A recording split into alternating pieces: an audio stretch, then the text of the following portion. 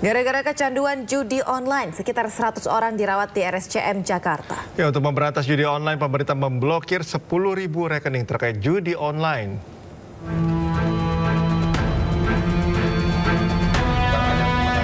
Upaya pemberantasan judi online terus berlanjut. Selain penindakan kepada bandar judi online, Kementerian Komunikasi dan Digital Komdigi bekerja sama dengan OJK melacak rekening yang dicurigai terkait dengan judi online. Hingga saat ini, pemerintah melalui OJK telah memblokir 10.000 rekening terafiliasi dengan judi online. Dalam waktu dekat, OJK juga akan memfasilitasi pusat anti penipuan online untuk menangani kasus-kasus penipuan perbankan hingga toko online.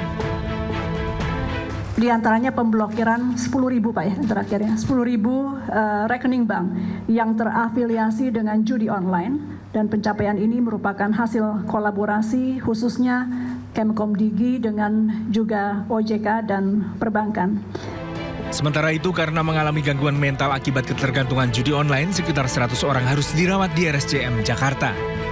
Harapan menang melalui judi online hanyalah palsu belaka. Seorang pembuat website judi online yang tertangkap di Bogor mengatakan judi online tidak akan menguntungkan para pemain karena kemenangan telah direkayasa hanya untuk para bandar. Ya, tapi menangnya di bandar ya? Iya, udah pasti Pak. Ada kemenangan, mungkin itu cuma sesaat Pak. Nanti akhirnya akan kalah juga Pak. Ah ya, maksudnya yang menang siapa? Pasti bandar Pak. Pasti bandar ya? Tim Liputan iNews melaporkan. Hari ini salah satu langkah saya memulai dari aspek penanganan kesehatan. Dari situ terbongkar ternyata semua. Ibu Siska menjelaskan sangat detail dengan data-data yang akurat bahwa judi online ini betul-betul national disaster ya. Kerusakan nasional yang harus kita atasi bersama. Jadi bukan hanya tanggung jawab sebagai menteri, juga daripada kalau pulang dimarahin istri terus.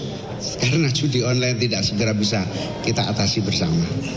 Saya kira itu mungkin langsung tanya jawab saja sebelum Bu Siska menjelaskan, nanti menambah penjelasan dari. Saya bisa menengok saudara-saudara kita yang menjadi pasien di unit psikiatri. Saya ketemu seorang pasien yang sudah sehat, juga menjelaskan bagaimana kecanduan dan akhirnya sempat pulang pergi dari rumah sakit ini, kambuh lagi, diatasi lagi, alhamdulillah akhirnya sembuh. Dan juga masih banyak pasien-pasien yang datanya amat sangat banyak di seluruh Indonesia. Beralih ke informasi lainnya, pemirsa, dibukanya posko lapor Mas Wapres membuat antusias masyarakat untuk melaporkan permasalahannya mulai ramai. Ya, puluhan orang mengantre untuk dapat masuk ke dalam posko lapor Mas Wapres yang berada di Istana Wakil Presiden di Jalan Kebun Sirih, Jakarta Pusat.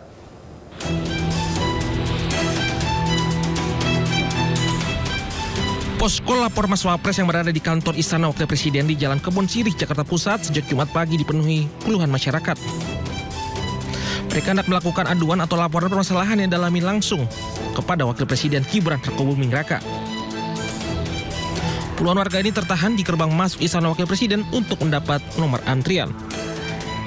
Kota terbatas membuat banyak warga tidak bisa meneruskan laporannya. Dari seluruh Indonesia, warga datang langsung ke Jakarta untuk melapor. Salah satunya masyarakat yang datang untuk melapor posko lapor Mas Wapres adalah Ambrosius yang datang langsung dari Papua. Mewakili masyarakat adat di Papua, Ambrosius ingin melaporkan tindakan pencerobotan tanah adat yang terjadi di beberapa wilayah di Papua oleh sebuah perusahaan. Seorang ibu lanjut usia yang berasal dari Surabaya juga niat datang sendiri untuk menanyakan terkait program pelunasan utang dari pemerintah. Yang pertama itu mendesak Presiden untuk mencabut izin-izin perusahaan yang masuk di Papua. Yang mana itu menghancurkan eksistensi orang Papua, khususnya masyarakat adat ya, dan izin-izin yang bermasalah. Yang kedua, perusahaan-perusahaan yang selain kelapa sawit maupun beberapa perusahaan yang lainnya itu bermasalah karena tidak memenuhi standar. Saya kan punya pinjaman, utang, tidak bisa bayar. Saya suruh melunasi sama Pak Presiden, tidak bisa bayar, sudah tua. Posko lapor Mas Wapres sendiri dibuka setiap hari Senin hingga Jumat mulai pukul 8 pagi di kantor Istana Wakil Presiden Kebun Sirih, Jakarta Pusat. Posko lapor Mas Wapres memberikan kuota sebanyak 60 pelapor yang bisa diterima di posko lapor Mas Wapres. Wapres Gibran Rakabuming Raka berjanji seluruh aduan akan langsung ditindaklanjuti. Dari Jakarta, Steven Patinama, Tri Julianti melaporkan.